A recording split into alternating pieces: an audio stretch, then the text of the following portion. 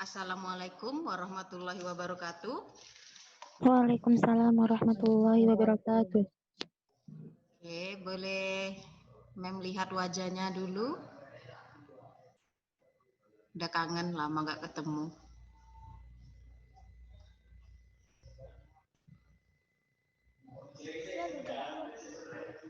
Ada yang nunjukkan wajahnya.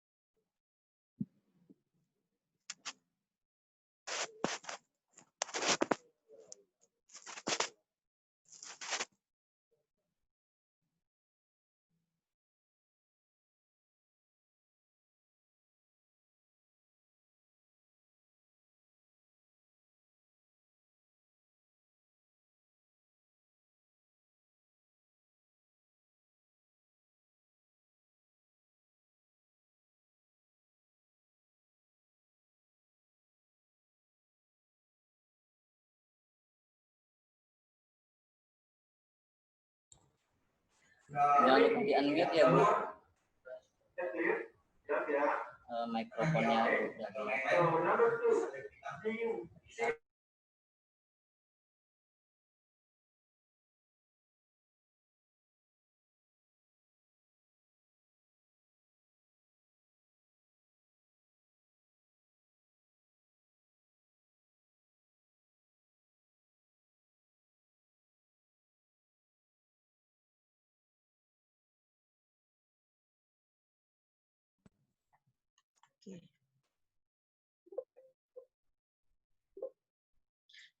Sudah bisa dengar suara saya? dengar Bu. Udah? Jelas suara saya, Nak? Sudah, Mem. Oke. Dengar, Mem. Oke, jadi minggu ini kita akan membahas tentang teknik pengolahan bahan pangan. Nah, minggu lalu kita sudah pelajari tentang karakteristik dan jenis-jenis dari makanan khas daerah. Jadi untuk minggu ini kita akan mempelajari tentang teknik pengolahannya, ya, teknik untuk memasak dari makanan khas daerah yang original. Oke, sebelum pembelajaran, indikator dari pembelajaran ini adalah menjelaskan pengertian dan mekanisme teknik pengolahan makanan khas asli daerah dari bahan pangan nabati dan hewani. Yang kedua, menganalisis teknik pengolahan pengawetan makanan khas daerah dari bahan nabati dan hewani.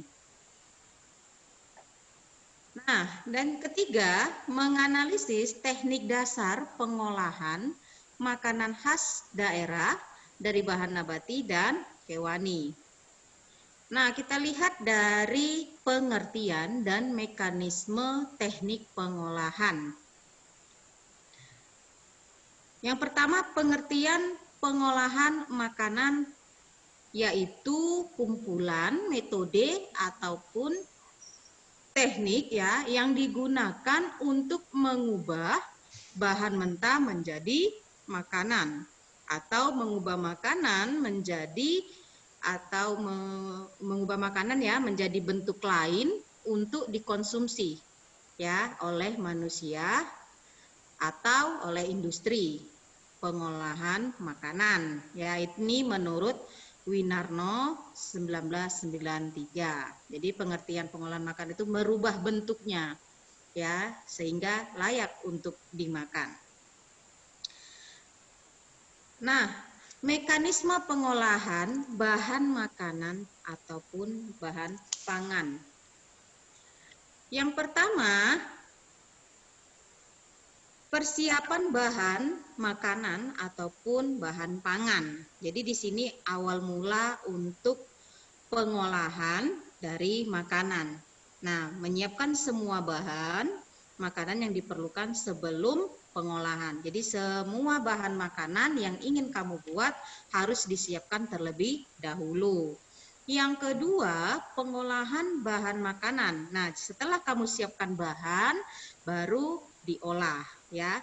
Jadi di sini merupakan kegiatan ataupun rangkaian dari kegiatan itu untuk mengolah bahan makanan mentah menjadi bahan makanan yang siap untuk dimakan. Ya, setelah persiapan baru bisa kamu olah. Yang kedua, distribusi penyajian makanan. Nah, distribusi penyajian makanan itu dilakukan setelah semua proses baik persiapan bahan maupun pengolahannya sudah dianggap selesai. Dan makanan pun harus siap disajikan sesuai dengan selera dan keinginan yang ingin kamu buat. Jadi pengolahan makanan itu harus teratur dari mulai persiapan bahan, pengolahan baru siap untuk disajikan. Nah, kita lihat dari teknik dasar pengolahan makanan pangan. Teknik dasarnya yang pertama ada disebut dengan teknik pengolahan makanan panas basah. Ya, mungkin baru dengar ya, teknik pengolahan makanan panas basah atau moist head. Ya, di sini makanan panas basah merupakan pengolahan makanan dengan bantuan cairan. Ya, cairan tersebut berupa bisa kaldu, air, susu, santan, dan bahan lainnya. Jadi ini disebut dengan teknik pengolahan makanan panas basah. Udah pernah dengar nggak? Untuk teknik pengolahan makanan panas basah. Masih bingung ya? Oke, kita lihat jenis-jenisnya. Nah, yang pertama teknik pemanasan basah itu yang pertama ada teknik boiling, ya. Teknik boiling ini sebenarnya sering kalian lihat dalam kehidupan sehari-hari, cuman mungkin istilahnya berbeda, ya. Teknik boiling ini sama dengan merebus, ya. Jadi mengolah bahan makanan dalam cairan yang sudah mendidih. Ya, biasa kalau di rumah itu rebus telur, rebus Indomie, ya kan? Rebus sayur. Nah, yang mungkin yang sering memasak ini merupakan hal yang biasa, merebus, tapi namanya disebut dengan teknik boiling, ya. Jadi untuk melakukan teknik boiling ini ada syarat yang harus dipenuhi, yaitu cairan harus mendidih. Jadi air tersebut yang sudah kamu didihkan, ya, itu baru bisa untuk digunakan. Kemudian alat perebus disesuaikan dengan cairan dan jumlah bahan makanan yang akan diolah. Jadi harus benar-benar disesuaikan apa isinya, isi air tersebut di dalam. Misalkan kalau panci, maka sesuaikan isi airnya berapa banyak untuk makanan yang ingin kamu rebus. Kemudian ada teknik alat perebus harus ditutup agar menghemat energi. Jadi semakin cepat kematangan bahan yang ingin direbus, maka pancinya juga harus ditutup. Nah, kemudian buih yang ada di atas permukaan harus dibuang, ya, agar tidak bersatu dengan cairan kembali karena bisa mempengaruhi mutu makanannya. Nah, jadi kalau misalkan ngerebus daging, telur, itu ada muncul buih di permukaan, maka itu harus kamu buang agar nanti bentuk makanannya tidak tercampur sehingga merusak warnanya, ya, dan kadar makanannya, mutunya juga akan berkurang. Nah, sampai sini bisa dipahami, Nak, teknik boiling atau bisa juga disebut dengan merebus. Oke. Jadi udah tahu ya kalau merebus di rumah itu ternyata tekniknya namanya disebut dengan teknik boiling. Nah, yang berikutnya ada teknik stewing. Nah, Stewing ini atau disebut dengan menggulai. Ya, ini biasa udah sering ya, udah umum ya. Jadi menggulai itu disebut dengan stewing ya. Mengolah bahan makanan yang terlebih dahulu ditumis bumbunya dan direbus dengan cairan yang berbumbu dengan api sedang. Ya. Jadi pada proses stewing ini cairan yang dipakai yaitu susu, santan, dan kaldu. Ya, kalau di rumah mungkin yang pernah menggulai ikan, daging, itu pasti sudah tahu teknik stewing, ya. Nah, hal yang perlu diperhatikan dalam teknik ini yang pertama ya, itu daging harus diblensir terlebih dahulu dalam air mendidih agar kotorannya hilang. Maksudnya diblensir adalah ini nak, ketika kamu ingin masak daging, maka terlebih dahulu didihkan air sebentar untuk membersihkan darah ataupun sisa kotoran yang masih ada di daging setelah kamu cuci itu belum tentu bersih sekali. Jadi di sini kuncinya adalah ketika kamu mau memasak daging, maka didihkan air sedikit seperti tadi teknik boiling, tapi masukkan air, dagingnya, kemudian diangkat, kamu saring dan cuci bersih. Jadi itu kadar darahnya juga sudah hilang ya. Nah, yang kedua, potongan bahan disesuaikan dengan jenis yang akan diolah. Jadi, potongan bahannya tadi, misalkan daging, itu juga harus disesuaikan untuk tingkat keempukannya ataupun tingkat kelembutannya, disesuaikan berapa besar potongannya, ya.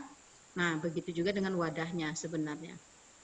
Yang ketiga, saus untuk stewing dikentalkan dengan memakai tepung maizena. Ini bisa pakai, bisa tidak sebenarnya. Ya, karena kalau sudah santan itu biasanya pasti kental ya. Nah, yang keempat, pengolahan daging dengan teknik ini harus seiring diaduk ya. Jadi harus sering diaduk, tidak boleh tinggal karena bisa dia kering dan berbau gosong ya. Sedangkan untuk pada ikan mengaduknya itu hati-hati karena ikan ini teksturnya lembut ya. Jadi bisa mudah hancur ya. Mungkin kalau untuk teknik stewing, saya rasa bagi yang sering masak di dapur, ini merupakan hal yang sudah biasa. Tapi kalau yang nggak pernah masak, ya mungkin masih memikirkan gimana gambarannya. Nah, kita lihat teknik berikutnya ada teknik poaching, ya. Nah, teknik poaching itu merebus bahan makanan di bawah titik didih dalam menggunakan cairan yang terbatas jumlahnya. Ya, proses poaching berlangsung sedikit lama dan suhu dalam air berkisar 83 derajat Celcius sampai 95 derajat Celcius. Jadi airnya ini sedikit ya, tidak banyak seperti merebus ataupun menggulai tadi. Ya. Nah, syarat yang harus diperhatikan dalam poaching, yang pertama itu suhu poaching di bawah titik didih berkisar 83 derajat Celcius sampai 95 derajat Celcius. Yang berikutnya, cairan yang digunakan sesuai dengan banyaknya bahan makanan ya. Kemudian makanan harus tertutup dari cairan gitu. Peralatan untuk poaching harus bersih dan tidak luntur. Ya, jadi di sini teknik poaching ini sebenarnya sering digunakan contoh untuk memasak seperti ini ya, wadahnya telur ya. Jadi dia di atas permukaan air itu aja, atau dengan seperti mata sapi telur, tapi dia prosesnya dengan air. Jadi merebus telur dengan tanpa kulit gitu. Jadi seperti ini nanti dia bentuknya. Ya, menggunakan sedikit air.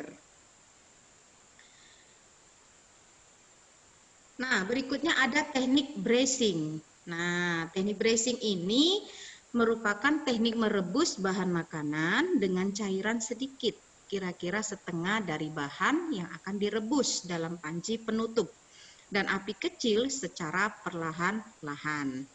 Nah, untuk melakukan teknik bracing ya, hal yang perlu kalian perhatikan adalah teknik merebus dalam cairannya yang sedikit. Jadi di sini bahan yang harus diolah itu dipotong rapi dan sama besarnya. Jadi di sini tingkat ukuran dari bahan yang akan kalian masak itu harus sama.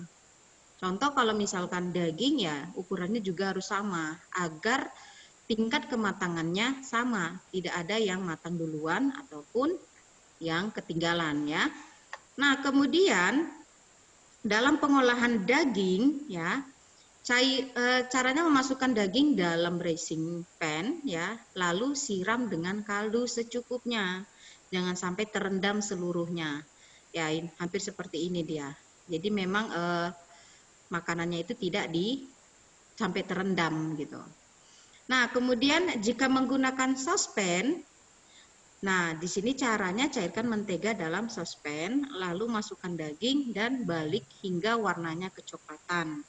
Ya, untuk sayuran aduk sambil dibolak-balik. Jadi sebenarnya ini hampir mirip dengan menumis ya, menumis dengan air, tapi sedikit airnya. Jadi dia tidak sampai tenggelam. Nah, yang berikutnya, jika proses pengolahan dalam oven, ya, braising pan ditutup rapat dan masukkan di dalam oven, ya. Jadi apabila dia diolah di atas kompor, posisi braising pan harus tertutup. Jadi ini posisinya harus tertutup ya, nak, ketika dia dimasak.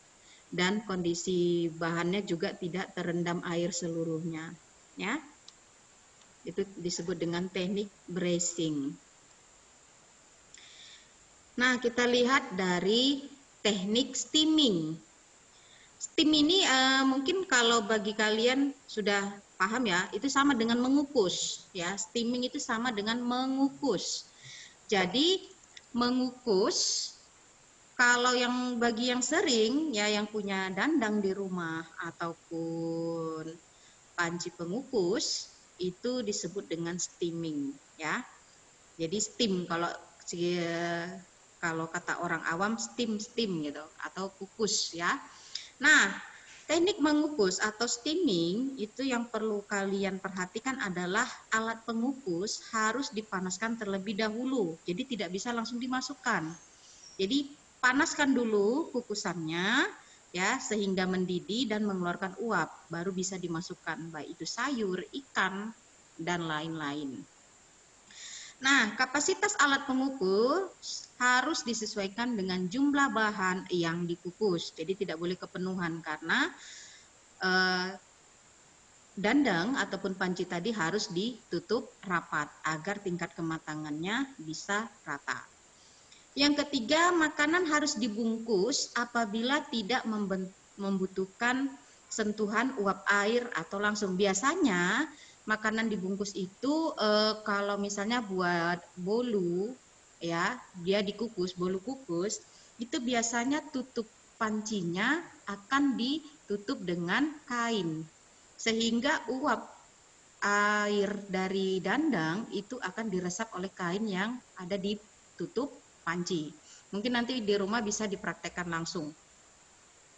Nah, air untuk mengukus harus mencukupi ya. Jika air kukusan habis, makanan yang dikukus akan beraroma hangus. Jadi kuncinya adalah air yang ada di bawah dandang tadi atau panci tadi ya, di bawah saringan itu. Nah, untuk hasil yang baik, waktu pengukusan harus tepat. Jadi kamu prediksikan tingkat kematangan itu berapa menit. Jika 25 menit, maka kondisi air cukup tidak untuk mengukus selama 25 menit. Sampai sini bisa dipahami ya, nak? Saya rasa kalau untuk yang masak biasa di dapur itu biasa. Nah, kita lihat ada tadi teknik pengolahan pangan basah ya. Dan sekarang kita lihat teknik pengolahan panas kering. Kalau teknik pengolahan panas kering itu mengolah makanan tanpa bantuan cairan. Ya, mungkin bisa dibayangkan tanpa bantuan cairan bagaimana ya panas kering. Nah, kita lihat yang pertama ada deep frying. Jadi deep frying ini mengolah makanan dengan menggoreng, menggunakan minyak dalam jumlah yang banyak. Contoh KFC, ya, masak keripik pisang, kemudian goreng ikan crispy. Jadi di sini biasanya minyaknya harus banyak dan bahan makanan yang akan digoreng itu harus kering ataupun crispy ya. Jadi kalau menggoreng ala KFC itu teknik pengolahannya disebut dengan deep frying atau mengolah makanan dengan jumlah minyak yang banyak. Nah, kita lihat ada 4 cara ya untuk yang paling populer ya. Yang pertama itu cara Prancis. Nah, cara Prancis itu yang pertama bahan makanannya di marinate lalu dilapisi dengan tepung terigu atau maizena. Ini seperti contohnya tadi KFC atau bisa juga dengan pisang goreng itu dilapisi dengan tepung terigu atau maizena baru digoreng dalam jumlah minyak yang banyak dan panas. Yang kedua ada cara Inggris. Nah, cara Inggris ini terlebih dahulu bahan itu harus di marinate dengan bumbu halus lalu ditiriskan ya. Nah, kemudian dicelupkan dalam putih telur ya, lalu dipanir ya.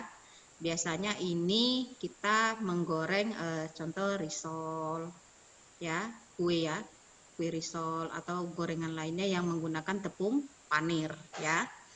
Nah, kemudian ada cara only atau all only style. Nah, kalau cara only ya, di sini digoreng atau dicelupkan ya dalam adonan ya, baru langsung digoreng. Jadi di sini ada adonan khusus yang memang untuk makanan tersebut. Jadi ketika diadon langsung ini contohnya seperti bakwan itu kan kita buat bumbunya kemudian langsung dicelupkan ke dalam bahan makanan yang akan diolah. Nah, kemudian cara menggoreng polos. Nah, cara menggoreng polos ini biasanya bahannya itu dibersihkan lalu dimarinate atau tidak itu nggak ada masalah, tetapi langsung bisa digoreng. Contoh misalnya kentang, ya pokoknya intinya di sini bisa polos ya, ikan gitu. Jadi teknik penggorengan dari teknik penggorengan panas deep frying ya itu bisa ada cara Prancis, Inggris, cara only ataupun cara menggoreng polos. Oke, kita lihat dari shallow frying. Nah, shallow frying ini proses menggoreng yang dilakukan dengan cepat dalam minyak goreng yang sedikit ya. Nah, di sini yang pertama ketika menggoreng menggunakan minyak goreng berbentuk cairan, bisa minyak kelapa, minyak salad, minyak jagung, atau minyak zaitun. Nah, kemudian selama proses menggoreng menggunakan minyak yang sedikit. Jadi contoh kalau kamu dadar telur, itu kan minyaknya tidak banyak ya, hanya sebatas sedikit aja sebagai syarat untuk menggoreng telur tadi ya. Jadi ini disebut dengan shallow frying ya, menggorengnya dengan minyak sedikit. Nah, kemudian sebelum menggoreng kamu harus pastikan dulu minyak itu telah panas ya. Jangan kepanasan juga nanti bisa gosong ya. Jadi prosesnya itu api juga harus diperhatikan lebih dahulu. Nah, proses menggoreng dilakukan dengan cepat. Jadi di sini tidak memakan waktu sampai berjam. Hanya hitungan beberapa menit. Kalau menggoreng telur biasanya berapa menit, Nak? Ada yang udah pernah? Atau selama ini nggak pernah masak di dapur? Ada ya? Berarti nggak pernah masak di dapur ini. Oke, kita lihat yang berikutnya. 2 cara dalam pengolahan shallow frying.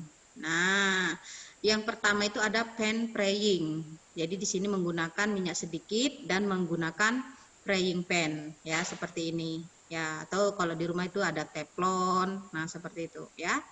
Nah, kalau makanan yang dimasak dengan cara ini, misalnya telur mata sapi, telur dadar, daging, ya, terus unggas yang lunak dan dipotong tipis. Jadi seperti inilah.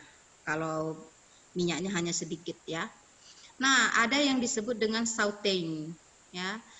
Sautéing ini mengolah bahan makanan dengan menggunakan sedikit minyak sambil diaduk dan dilakukan secara cepat. Ini biasanya untuk Chinese food, ya.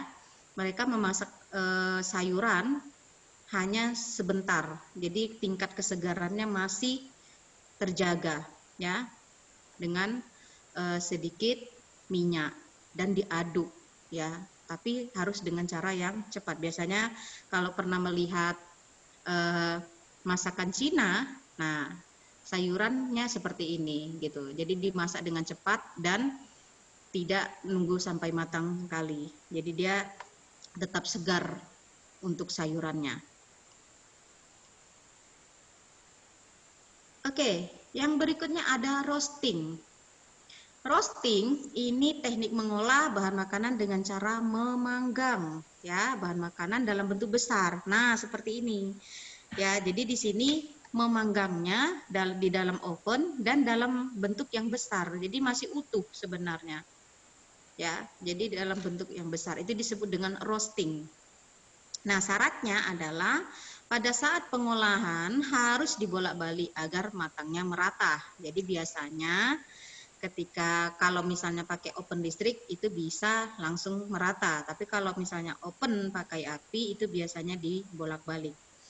Nah, kemudian daging jenis lain jangan sering dibolak-balik untuk mencegah pengerutan, ya. Jadi biasanya yang sering dibolak-balik itu ada ayam, kemudian daging sapi.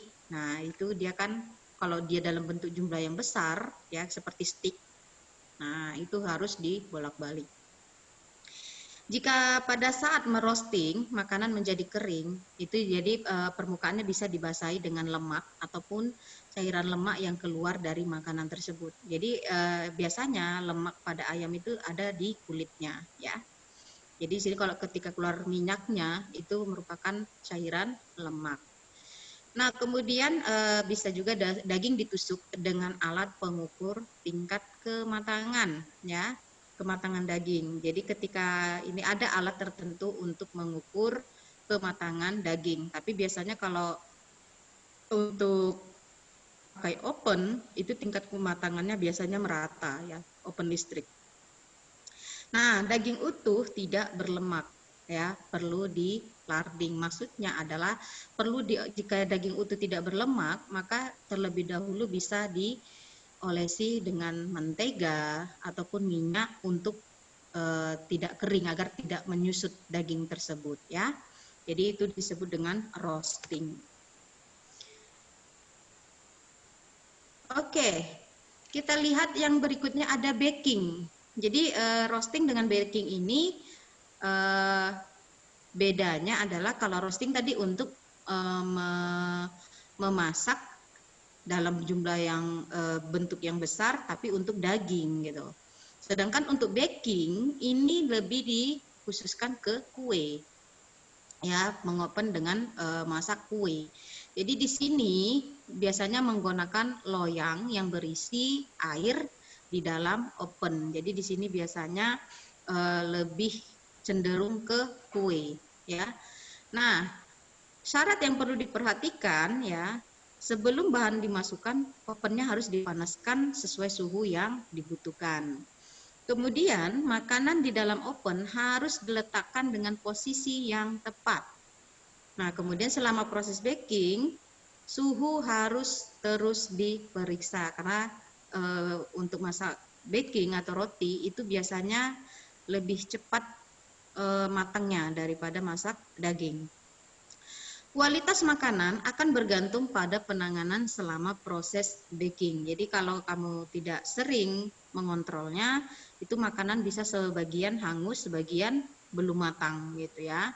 Jadi di sini prosesnya biasanya kalau yang pernah ikut bantu mamanya membuat kue lebaran itu teknik memanggangnya juga kan dibolak-balik, dipindah atas, pindah ke bawah, ke tengah, agar kematangannya merata.